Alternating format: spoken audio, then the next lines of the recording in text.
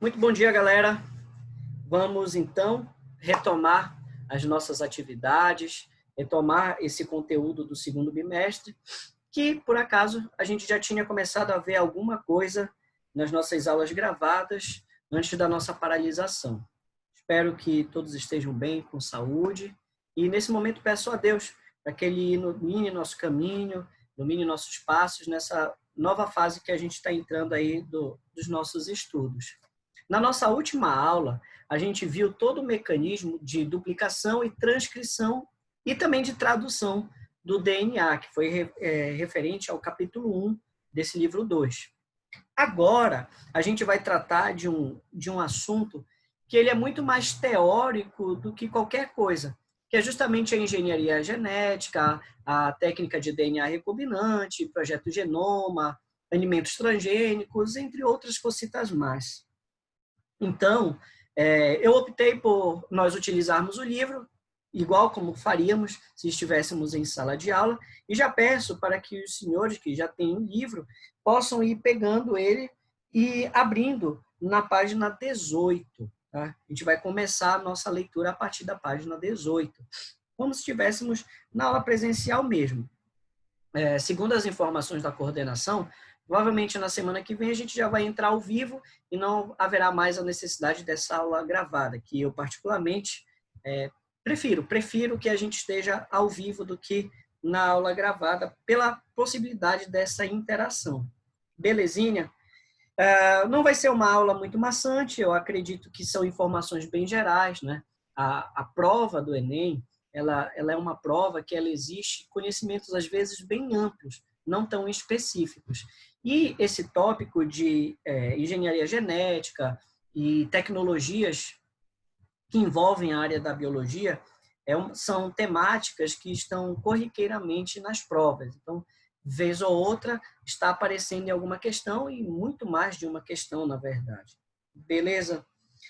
Começando, então, aqui nesse tópico engenharia genética. Tá? Então, engenharia genética compreende-se também como um ramo da biotecnologia. Tá? Então, um está inserido no outro concomitantemente. Tá? A biotecnologia vai ser, então, um conjunto de técnicas em que se usam as propriedades do material biológico para finalidades bastante diversificadas. Que finalidade? A gente vai estudar elas. Alimentos transgênicos, clonagem, melhoramento genético e etc. Então, uma série de finalidades diversificadas são utilizadas através das ferramentas da engenharia genética, tá? Mas o que todas elas vão ter em comum sempre vai ser o se utilizar das propriedades do material biológico. Material esse, muitas vezes, traduzido como o genoma dos seres vivos. Tá? Basicamente seria isso. Então, você já pode grifar aí no seu livro essa parte aí, tá? Conjunto de técnicas em que se usam as propriedades do material biológico para as finalidades bastante diversificadas, tá? Algumas substâncias de importância médica são obtidas pela engenharia genética. Uma das técnicas da biotecnologia. Anticorpos de alta pureza são criados com base em técnicas de laboratório e permitem diagnósticos médicos mais rápidos e mais precisos. Por meio das técnicas de biotecnologia, já se pode melhorar as características genéticas de plantas e animais de consumo humano, tanto no que diz respeito à produtividade como à sua resistência, tá? Vale ressaltar aqui, tá? Como eu falei no início do nosso módulo de genética, o ser humano ele já utiliza dos recursos genéticos para melhorar a sua vida, digamos assim, há muito tempo, muito antes de, inclusive, de entender o que era a hereditariedade. E isso se dava através do cruzamento de espécies diferentes ou então de variedades de seres vivos dentro de uma espécie, né? Que seria popularmente conhecido como raças. Então, raças diferentes dentro de uma espécie. Foi o que levou, por exemplo, ao aparecimento de raças diferentes de bois, de cavalos e até mesmo de cachorro. Tudo isso, toda essa gama de conhecimento ancestral, né, ao conhecimento da hereditariedade, a gente pode atribuir também como um conhecimento genético, apesar de não ter a base teórica para tal. porém o entendimento de como eles funcionavam. Hoje em dia, a engenharia genética ela já ampliou muito no que diz respeito no que diz respeito ao seu melhoramento, né? A tecnologia que envolve. Então, está muito avançado. E, com isso, a gente entende que as técnicas, elas envolvem não só o cruzamento de raças diferentes, quem sabe até espécies diferentes, mas uma modificação lá no DNA mesmo, lá na informação, lá no genótipo. Então, muito disso se deve a partir do momento em que se desenvolveu e se ampliou o estudo da molécula de DNA e de RNA e se compreendeu os mecanismos de tradução, transcrição e tradução destas moléculas, da informação genética. Por isso, antes da gente ter entrado nesse assunto, engenharia genética, era essencial que a gente já tivesse os conceitos básicos sobre a molécula de DNA e sobre os mecanismos de tradução, transcrição, duplicação e etc. Beleza. A engenharia genética não é exatamente uma ciência, ou seja, não, tipo, eu não posso dizer que é um ramo dentro da biologia, engenharia genética, tá? Mas ela trata-se, na realidade, de um conjunto de técnicas laboratoriais, entenderam? Como eu falei e como a gente conceituou ali dentro de biotecnologia, a utilização do material biológico ela vai servir para diversos fins, e cada fim específico requer uma técnica diferente. Então, a gente chama de engenharia genética toda essa gama de ferramentas no qual utilizamos dentro da biotecnologia, perfeito? Essa tecnologia permite isolar genes, modificá-los e, eventualmente, enxertá-los em células diferentes das de origem. Então, vocês já podem grifar isso também. É como se estivesse conceituando para a gente a engenharia genética, tá? Essa tecnologia permite isolar genes, modificá-los e, eventualmente, enxertá-los em células diferentes das suas de origem. Daqui a pouco a gente vai falar de algumas técnicas diferentes e vocês vão tendo conhecimento de como isso é realizado, tá? Além do evidente avanço sobre o conhecimento de como funcionam os genes, essas técnicas permitem a produção de substâncias úteis à indústria e à medicina. Já foi dito anteriormente que os genes controlam a síntese de proteínas necessárias ao funcionamento celular. A gente já viu isso.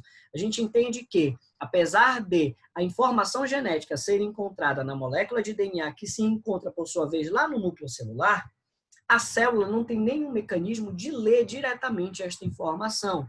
Então, antes de mais nada, essa informação ela precisa ser transcrita e, assim, traduzida, para poder acontecer algo na célula, para poder ela conseguir, utilizar esta informação, tá?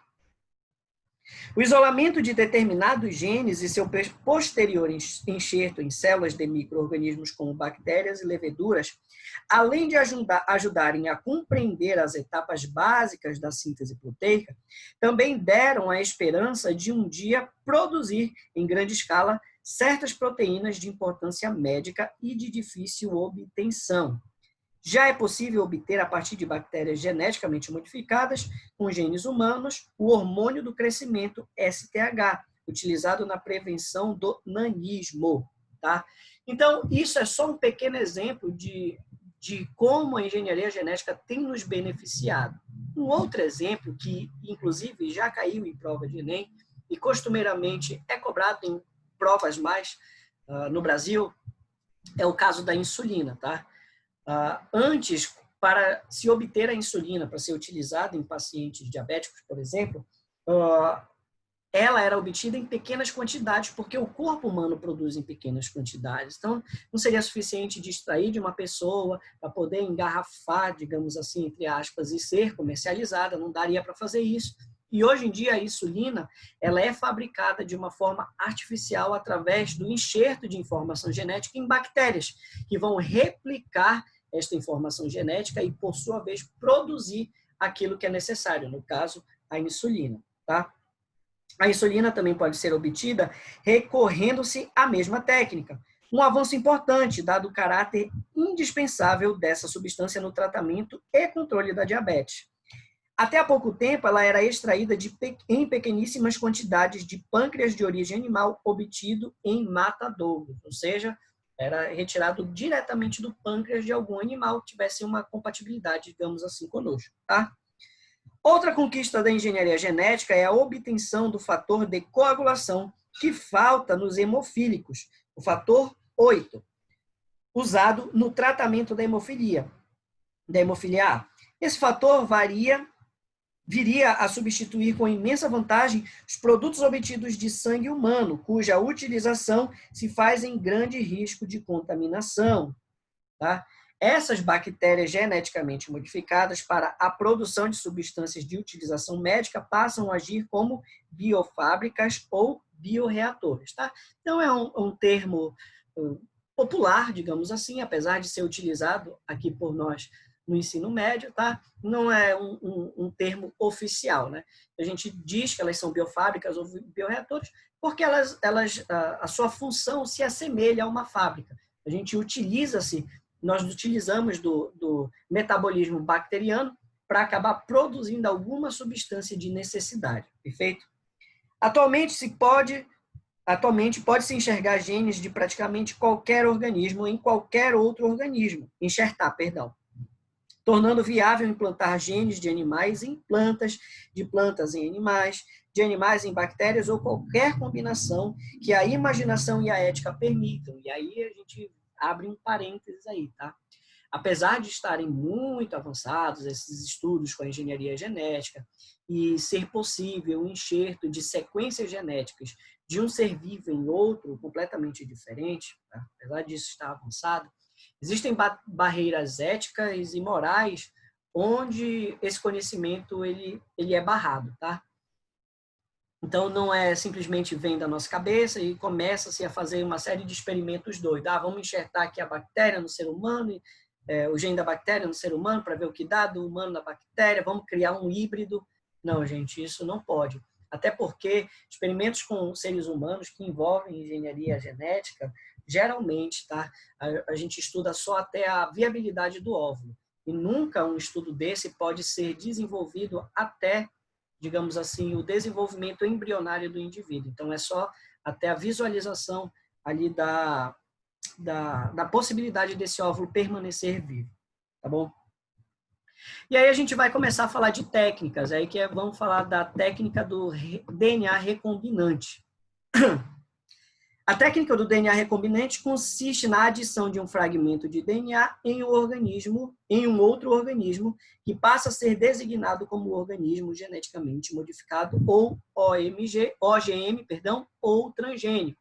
Então, essa parte que está aqui, essa primeira frase desse primeiro parágrafo, vocês podem grifar, tá? O que seria essa técnica do DNA recombinante? Inclusive, é a técnica que é mais difundida pela mídia, ou seja, é a mais popularizada. E eu acredito que muitos de vocês já tenham escutado ela e conheçam, mesmo que por alto. Trata-se do quê? Você pega um fragmento de DNA de um ser vivo, ou seja, uma sequência de genes, uma sequência de informação que expressaria, né, uma proteína, portanto, um fenótipo. Você destaca do DNA desse ser vivo e insere no DNA de um outro ser vivo, de um segundo ser vivo. Tá? E aí esse novo ser vivo que teve este enxerto em seu DNA, que recebeu este DNA estrangeiro, ele passa a ser denominado de transgênico. Então, o que é o alimento transgênico? O alimento transgênico é aquele que, durante a sua produção, ele teve DNA de uma outra espécie, de uma outra raça, de uma outra variação enxertada no seu DNA, entendeu? E isso é feito para ampliar a produtividade, ou então, sei lá, por exemplo, resistir a pragas. Os alimentos transgênicos, pelo menos até onde eu sei, em sua maioria, são feitos de matéria-prima vegetal. Então, a gente consome vários alimentos vegetais que têm origem transgênica, sim. Exemplo, a soja. Tá? E essa técnica ela tem as mais variadas casualidades, ou seja, os mais diferentes motivos para acontecer. Tá? A técnica central da tecnologia do DNA recombinante é o isolamento da molécula de DNA e a sua propagação em um organismo.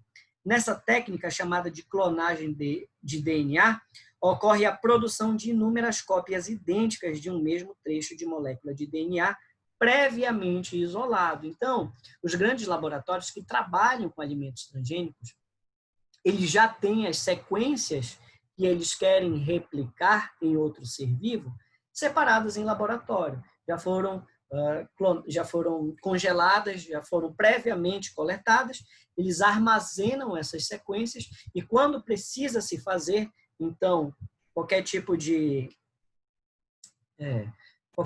atividade, né? Aí sim eles utilizam isso que já foi previamente selecionado. E aí só faz reproduzir essa sequência de DNA. Tá? Esse processo envolve a fragmentação do DNA dos cromossomos na intérfase. A intérfase, então, é aquele período ali que a gente chama, que antigamente era chamado de intervalo celular. Mas, na verdade, a intérfase é o período do ciclo celular onde a célula está aumentando de tamanho, ela está multiplicando a sua quantidade de DNA, multiplicando centrômeros e todos os seus componentes. Ela está crescendo, se preparando para uma divisão celular. É o período da intérfase. Feita por meio da ação de enzimas especiais denominadas de enzimas endonucleases de restrição. E aí esse nome já está em destaque aí. Por quê? O que é uma enzima endonuclease de restrição? Vamos lá. Imagina que eu tenho uma sequência de DNA, tá? E nesta sequência, eu tenho ali uma informação genética que eu quero enxertar em um outro ser vivo. Para eu conseguir extrair esta informação, esta sequência de genes, eu vou precisar cortar esta fita de DNA. E esse corte, entre aspas, que é feito na molécula de DNA, ele é feito através da ação de enzimas. E aí eu vou chamar essas enzimas que cortam um fragmento de DNA de enzima de restrição, tá? Ou endonuclease de restrição. 2 nomes para a mesma coisa, beleza? Foi a descoberta das enzimas endonucleases de restrição que possibilitou o advento da técnica do DNA recombinante. Ou seja, quando se descobriu que, através do uso de enzimas, você conseguia cortar fragmentos de DNA, aí se teve a ideia, será que esse fragmento que eu consegui cortar, eu consigo enxertar em um outro ser vivo? E aí as técnicas foram avançando e a gente hoje tem a técnica do DNA recombinante a partir dessa descoberta, tá? Essas enzimas foram inicialmente encontradas em bactérias para que pudessem se proteger do ataque de vírus bacteriófagos. O que acontece? As bactérias, elas são seres vivos unicelulares, muito simples, e grande parte delas tem só uma sequência de DNA, um DNA central. E nesse DNA, a gente sabe que os vírus, eles não têm metabolismo próprio, e eles se utilizam do metabolismo de outros seres vivos, das células de outros seres vivos, para poder se reproduzir, para poder se multiplicar. A bactéria, por se tratar de um indivíduo unicelular, ela precisa ter algum mecanismo de defesa no que diz respeito a um ataque viral, por exemplo.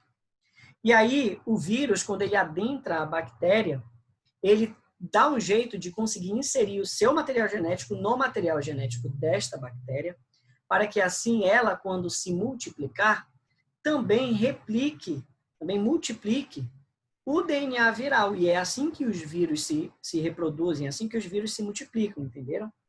Então, uma das formas de defesa das bactérias é através das enzimas de restrição. Como? O vírus adentrou uma bactéria, ele inseriu o seu DNA no DNA da bactéria e tudo bem, entrou ali no ciclo lisogênico, né? Só está multiplicando o DNA viral. A bactéria que fica fazendo checagem do seu material genético, isso todas as células têm, inclusive nós também, fica realizando essa checagem do material genético, ela vai perceber que existe ali uma sequência de DNA que não vai corresponder ao seu DNA original. É como se fosse um erro. Então, através dessa enzima de restrição, a própria bactéria vai ali e corta essa sequência de DNA que estava errada. Mas não é que era errado, na verdade era o DNA viral que estava inserido ali. Compreenderam? Então é um mecanismo de defesa dos seres vivos unicelulares. Tá? E aí ele corta para fora esse DNA viral, impede a replicação impede, inclusive, a sua morte, a sua destruição. A hospedeira passa, então, a expressar o genoma viral, o que leva à produção de novos vírus que rompem a membrana da célula bacteriana e, consequentemente, causam a morte dessa bactéria no chamado ciclo lítico. Tá? Depois que o vírus insere o seu DNA no DNA bacteriano, ele entra no ciclo lisogênico, que é o quê? Ele só fica se multiplicando ali dentro da bactéria. Quando ele já está pronto para romper aquela célula para ir invadir outras células, a gente diz que ele já entrou no ciclo lítico, que é lítico, vem de lise, que significa quebra, ou seja, o ciclo onde há a destruição das células. Então, esse mecanismo de enzima de restrição é um mecanismo de defesa que tenta impedir, ou melhor, tenta evitar que se chegue no ciclo lítico, ou seja, de rompimento celular, que indicaria a morte dessa bactéria, tá? Algumas bactérias se protegem do ataque de bacteriófagos com enzimas de restrição que cortam o DNA viral adicionado no genoma bacteriano, evitando assim a sua expressão. Então, se a gente pudesse resumir este tópico inteiro do livro, eu resumiria ele apenas nesta frase deste parágrafo. Vocês podem grifar aí, olha. Algumas bactérias se protegem do ataque de bacteriófagos com enzimas de restrição, que cortam o DNA viral adicionado ao genoma bacteriano, evitando assim a sua expressão. Essa informação central aí deste parágrafo já resume perfeitamente o que seria a enzima de restrição. São enzimas utilizadas por seres vivos que vão cortar sequências de DNA, sejam elas erradas, que é assim que o nosso DNA se corrige, seja elas através da invasão viral, por exemplo. Ok? Atualmente, há inúmeras dessas enzimas identificadas, isoladas das bactérias e purificadas. Então, o ser humano, através do estudo do DNA das bactérias, já que se trata de um DNA menor, mais simples, etc., conseguiu identificar a ação dessas enzimas. E como vários organismos já foram estudados, obviamente, várias sequências de enzimas de restrição foram identificadas e já separadas em laboratórios, já prontos para se utilizar quando houver a necessidade de segregar ali um filamento de gene dentro da molécula de DNA. Tá? Uma dessas enzimas é chamada de EcoRI, que tem esse nome por ser extraída da bactéria Escherichia coli, corta o DNA toda vez que encontra a seguinte sequência. Tá? Não precisa gravar nome de enzima de restrição e nem nada do tipo. O que interessa para a gente nesse momento é entender como funciona, porque se cair uma questão mais contextualizada, que não envolve tantos conceitos em si, mas mais o entendimento das técnicas, etc., vocês já vão saber responder. Tá? Dessa forma, a EcoRI sempre corta o DNA entre as bases G e a base A. E aí eu quero que vocês prestem atenção nessa sequência que está designada aqui no livro. Tá vendo essa sequência? Olha, GAA, TTC, CTTA, AAG. Percebam uma coisa. Se eu ler esta sequência de bases nitrogenadas da esquerda para a direita e da direita para a esquerda, vocês vão perceber que trata-se da mesma sequência. Ou seja, ela é lida da mesma forma, tanto em um sentido quanto em outro. E isso, dentro da biologia molecular, recebe um nome. Eu digo que esta sequência é uma sequência palindrômica, ou que se trata de um palíndromo. O que seria um palíndromo, então? É uma sequência de bases nitrogenadas ou uma sequência genética que pode ser lida tanto da esquerda para a direita, quanto da direita para a esquerda. E isso está destacado aqui no livro também, tá? E aí vocês podem grifar essa parte aqui que conceitua o que seria um palíndromo, tá? Todas as enzimas de restrição agem cortando sequências palindrômicas, mas de modo altamente específico. Então, ela vai sempre identificar este tipo de sequência. É assim que a gente entende que elas funcionam, tá? Pois cada tipo de enzima reconhece e corta apenas uma determinada sequência de nucleotídeos. Então, a enzima de restrição ela serve para cortar uma determinada sequência de nucleotídeos. Então, essas enzimas de restrição elas acabam por ser muito específicas e não de um uso geral, tá? As extremidades deixadas nas pontas de corte são exatamente complementares, sendo conhecidas como extremidades pegajosas. Então, a extremidade pegajosa é aquela parte que foi cortada, tá? Ao se encontrarem com extremidades equivalentes, ou serem complementares, naturalmente se pareiam por ligações de hidrogênio. E aí, a imagem do livro aqui em cima traz para a gente um pouco de como seria um esquema desse tipo de reação, tá? Como eu falei, não precisa decorar nenhum nome de enzima de restrição, mas só entender o seu princípio. E aí a gente vai para DNA recombinante e vetores.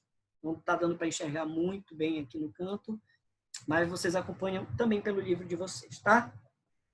DNA recombinante e vetores, olha. Os genes ou trechos de DNA isolados são unidos a moléculas de DNA de um organismo que aceita essa manipulação. Então, não dá para fazer uma manipulação, digamos assim, com qualquer ser vivo. Existem seres vivos que acabam morrendo ou que a gente ainda não conhece perfeitamente o mecanismo da sua replicação, da sua tradução do DNA. Então, existem alguns organismos que já é conhecido como se pode manipulá-los, outros não. Perfeito? As extremidades pegajosas deixadas pela ação de uma mesma enzima de restrição sobre os trechos que se quer unir naturalmente se pareiam por ligações de hidrogênio. Para consolidar a ligação entre esses trechos, a enzima DNA ligase promove ligações fosfodiéster entre os trechos a serem unidos. Nesta altura do campeonato, espero que vocês já identifiquem ali nos nucleotídeos do DNA onde se encontram cada uma dessas ligações, pelo amor de Deus, tá? Isso aí é a estrutura básica do DNA, tá? Lembra que um nucleotídeo é formado por um fósforo, uma pentose e uma base nitrogenada. A ligação química entre o fósforo e a pentose é uma ligação fosfodiéster. A ligação entre a pentose, que é o açúcar, e a base nitrogenada é uma ligação glicosítica. E a ligação entre duas bases nitrogenadas, que é no caso que ele está dizendo aí, vai ser uma ligação por ponte de hidrogênio, tá? Só recapitulando, mas é um conhecimento que vocês já têm que dominar. O DNA usado como suporte para o gene de interesse é geneticamente denominado de vetor. Ou seja, o que é um vetor? É o DNA usado como suporte, onde eu vou inserir aquela sequência de DNA, é o meu vetor. Tá? Nesse processo tem destacado-se o das bactérias e os dos vírus. A molécula vetor associada ao trecho de DNA em estudo é dominada de DNA recombinante. Então, o que acontece? Quando eu quero replicar uma sequência de DNA, eu posso me utilizar do metabolismo bacteriano. Então, eu corto aquela sequência genética e enxerto ela em um vetor, no caso, em um DNA vetor, que seria o DNA da bactéria. Uma vez que isso acontece e é feito com sucesso, então aquele DNA não é mais o DNA da bactéria X. Não. Ali agora eu chamo de DNA recombinante. Por quê? Eu fiz uma combinação de trechos de genes entre dois seres vivos diferentes. Então, é isso que é a técnica do DNA recombinante. Quando eu quero multiplicar ou proliferar uma sequência genética, ou mesmo esperar que um ser vivo produza algo para mim. Aí eu modifico o DNA dele e esse novo DNA passa a se chamar DNA recombinante. Perfeito? O DNA recombinante é, então, introduzido nesses micro-organismos que, ao se reproduzirem, multiplicam essas moléculas recombinantes, dando origem a um grande número de cópias idênticas, por meio desse processo denominado de clonagem gênica ou clonagem de DNA. Se eu quiser multiplicar uma sequência de genes, ou, de repente, ali uma enzima, qualquer coisa nesse sentido, tá? Eu uso um vetor, ou seja, eu vou me utilizar do metabolismo daquele ser vivo para que ele consiga, ao se multiplicar, produzir mais ainda aquele trecho de DNA ou uma substância do meu interesse. Perfeito? E aí pode virar a página. Vamos virar a página.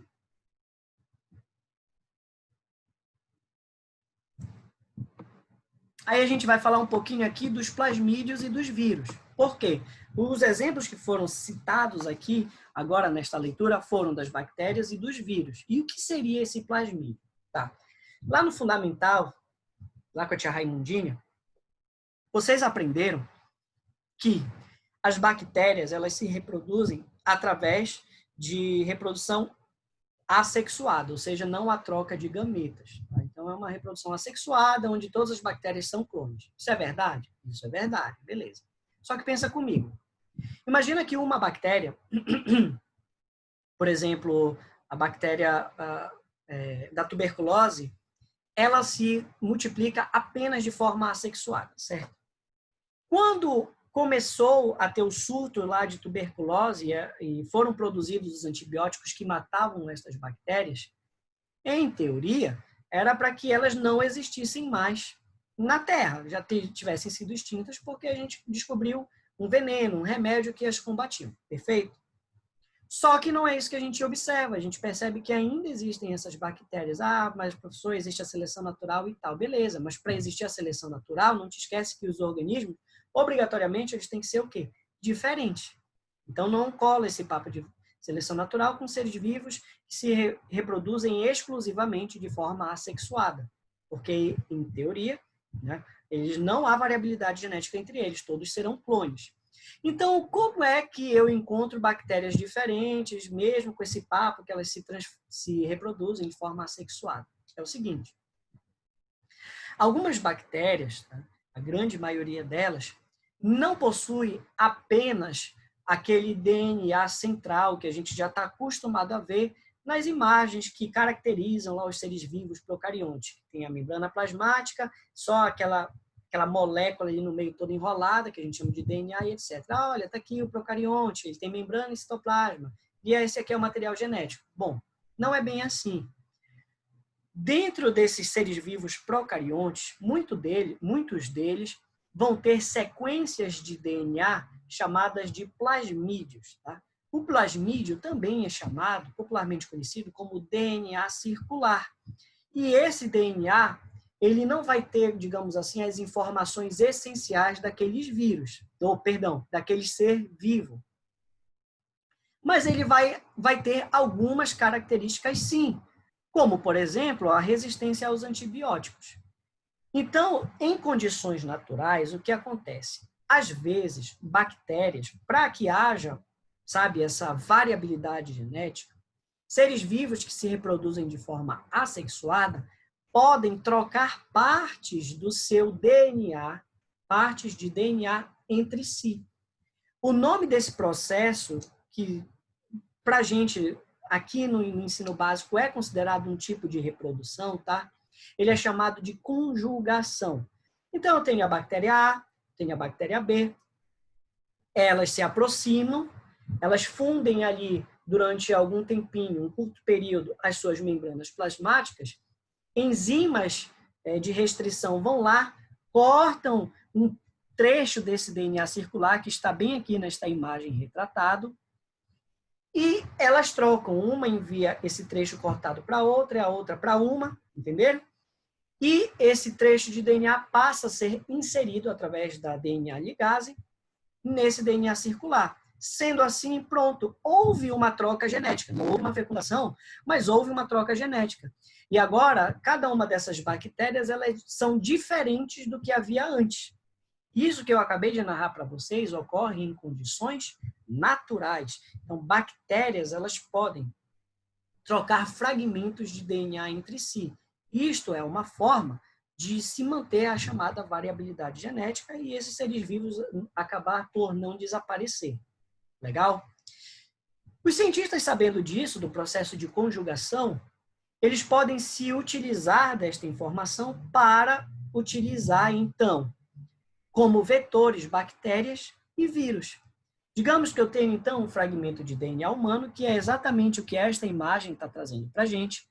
Eu tenho um fragmento de DNA humano, onde eu quero replicar um determinado conjunto de genes. O que eu faço, então? Eu utilizo o DNA circular, o plasmídio da bactéria, corto um fragmento dele com a enzima de restrição e insiro no local deste corte o gene de interesse que eu havia já separado ali do ser humano, certo? Esta informação agora está presente dentro da bactéria. Lembra que a informação principal da bactéria está dentro do material genético dela aqui, tá? O DNA circular, esse plasmídio, como se fosse um DNA acessório e tem algumas características secundárias desse ser vivo.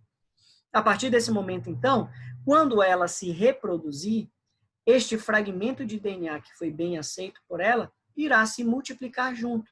Então, todas as bactérias filhas terão esta sequência no seu material genético. Então, é uma forma que eu acabo de replicar, de multiplicar uma sequência de DNA.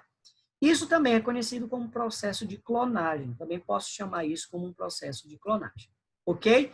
Então, isso é feito através das bactérias. Tá aí os vírus. Os vírus, algo semelhante também acontece, tá? A clonagem do DNA também pode ser feita com vírus, pois assim como as bactérias, eles permitem que o seu material genético seja manipulado e alterado sem que isso afete o seu poder de reprodução. Atualmente, sabe-se que o material genético dos vírus, que no material genético dos vírus existem genes essenciais à sua reprodução e genes que não são relacionados com essa capacidade. Os genes não essenciais geralmente localizam-se nas pontas do cromossomo viral. E aí, isso aí nos leva até esta imagem, tá? O vírus, ele é basicamente uma informação, como se fosse uma proteína, né? Lembra que ele é um ser vivo acelular. E por conta disso, existe a discussão dentro do meio científico se ele seria ou não um ser vivo. Beleza. A gente, então, sabe que, pelo menos na maioria dos vírus, as informações essenciais para a sua existência se encontram nas pontas das suas moléculas de DNA. E informações secundárias no meião. Então, sabendo-se disso, quando vai se fazer um enxerto de uma sequência de DNA, já se sabe mais ou menos a região em que pode ser feito isso sem que o vírus morra. E aí, quando ele se multiplicar, como é que a gente vai fazer? Aí o vírus vai se multiplicar? Não. Aí a gente vai pegar esse vírus e colocar ele para infectar um grupo de células que estão sendo cultivadas in vitro. Lembra que o vírus ele é um parasita natural e ele se apropria do metabolismo de outras células. E ele se utiliza do metabolismo delas para se automultiplicar, né? Então, a partir desse processo, é isso que acontece. Em vez de modificar DNA bacteriano, pode-se, então, cultivar algumas células in vitro e aí modificar o DNA viral, inseri-lo nessas células e esperar que, então, através do seu ciclo de vida viral, ele consiga se multiplicar. E aí seria mais uma técnica de clonagem. Inserção de um vetor. Aqui, o livro traz para a gente algumas técnicas de como os vetores e de como se pode inserir sequências de DNA nesses vetores, perfeito?